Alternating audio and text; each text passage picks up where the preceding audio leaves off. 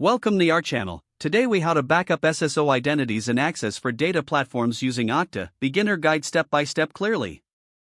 To begin, log in to your Okta administrator dashboard. Navigate to the security section in the dashboard. Select the identity providers option. Choose the option to add a new identity provider. Select the type of identity provider you want to backup. Configure the necessary settings for the selected identity provider. Make sure to input all required fields accurately. Once configured, click on the Save button to store your settings. Next, go to the Applications section in the dashboard. Select the applications for which you want to backup SSO identities. For each application, click on the General tab. Review the SSO settings and take note of any configuration. To export the identity provider settings, look for the Export option. Download the configuration file to your local device. Now, go back to the dashboard and select the Directory section. From here, check the list of users connected to each identity provider.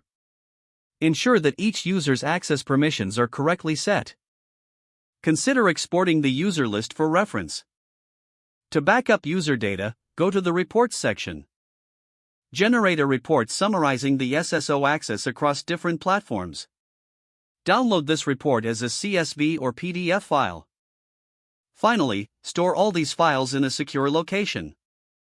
Regularly review and update your backup process to ensure data integrity. If the page does not load, refresh the browser or try again in a private or incognito window.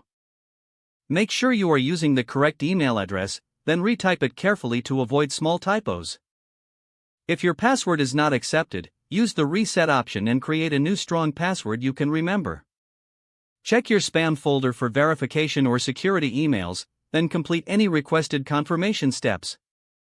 Enable two-factor authentication if available to improve account security and reduce unauthorized access risk. Don't forget to like this video and subscribe to our channel for more step-by-step tech guides.